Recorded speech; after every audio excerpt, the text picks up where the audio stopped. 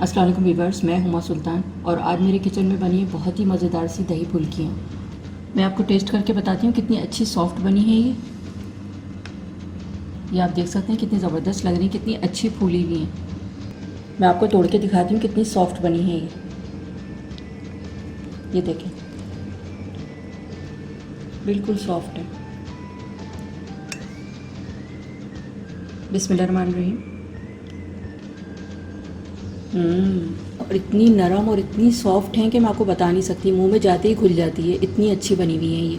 तो ये बहुत ही मज़ेदार सी दही फुल्कियाँ बनाने के लिए जो हमें चीज़ें चाहिए और इसे मैंने किस तरह से बनाया, तो चलें फिर मैं आपको बताती हूँ। अगर मेरी वीडियो अच्छी लगती है तो लाल सब्सक्राइब का बटन दबाएं और बराबर में जो ये बेल का आइकॉन है इसको दबाने से मेरी वीडियो सबसे पहले आपको फ्री में देखने को मिलेगी। वीडियोस अच्छी लगे तो थम्स अप दें। मैंने बेसन लिया है ये 250 ग्राम, इसको मैंने छान लिया है। इसमें मसाले डालूँगी, हाफ़ टी स्पून नमक, हाफ़ टी स्पून लाल मिर्च पाउडर, हाफ़ टी स्पून में बेकिंग सोडा डालूँगी, मीठा सोडा भी कहते हैं इसको। मिक्स कर लेंगे इसको।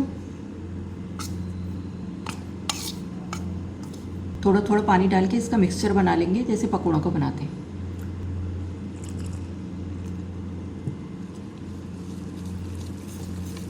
पानी थोड़ा थोड़ा करके डालना है, एक साथ डालेंगे तो वरना ज़्यादा हो सकता है, पतला हो जाएगा। 20 से 25 मिनट में इसको अच्छी तरह से फेंटूंगी ताकि बहुत अच्छा सा बेसन फिट जाए। इतनी थिकनेस होनी चाहिए इसकी। एक हरी मिर्च है बड़ी वाली, इसको मैंने चॉप कर लिया है, और एक छोटी सी प्याज है, इसको भी चॉप कर लिया है, ये डालूंगी।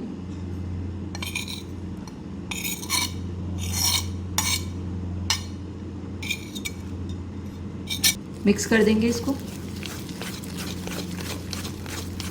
10 मिनट के लिए मैं इसको साइड पे रख रही हूँ। अब मैं दही तैयार करूँगी और ये मैं अभी एक दफ़ा और मिक्स करूँगी तो मैं इसी में छोड़ रही हूँ। ये मैंने दही लिया है हाफ़ के जी, 500 ग्राम दही है। फेंट लेंगे इसको,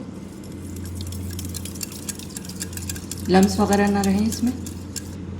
हाफ़ टी स्पून नमक डालूँगी इसमें, half tea spoon chaat masala,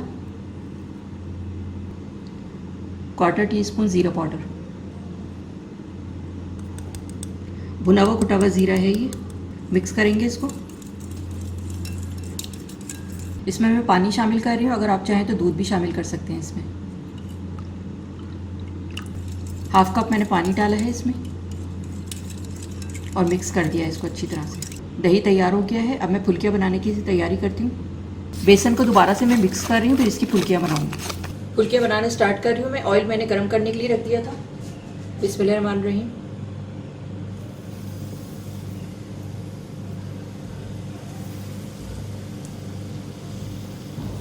देखिए हाथ से जो बनाते हैं कितना अच्छा शेप आता है इसका, गोल गोल बनती है और शक्ल भी अच्छी आती है।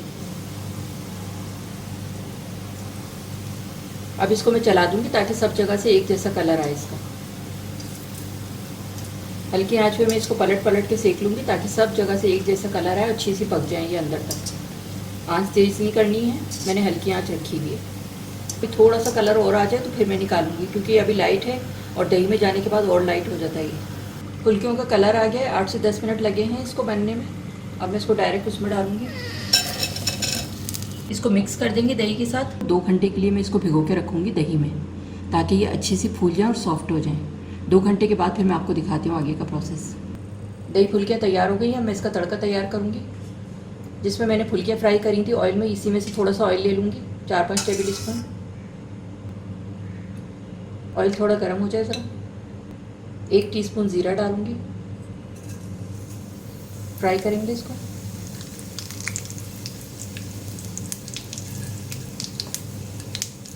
तीन ये साबुत लंबी वाली मिर्चें हैं, ये डालूँगी। कड़ी पत्ता डालूँगी इसमें। चूल्हा ऑफ कर दिया है मैंने, डिश आउट करके आपको दिखाती हूँ। बहुत ही ज़बरदस्त सी खुशबू आ रही है। दही फुल्कियों को मैंने भिगो दिया था 2 घंटे के लिए। आप देख सकते हैं कितनी अच्छी सी ये फूल गई हैं। बेसन को मैंने बहुत अच्छी तरीके से फेंटा था, 20 से 25 मिनट। उसके बाद मैंने इसकी दही फुल्कियाँ बनाई हैं और आप देख सकते हैं रिज़ल्ट कितना ज़बरदस्त आया है, कितनी अच्छी फूली हैं ये और बहुत सॉफ्ट है। मैं आपको टेस्ट करके भी बताऊँगी। ऊपर से मैं पुदीना डालूँगी इसमें गार्निशिंग में, बहुत ही अच्छा टेस्ट भी हो जाता है और अच्छा भी लगता है। अब तड़का डालूँगी मैं इसके ऊपर और आप देख सकते हैं कितनी ज़बरदस्त लग रही है ये।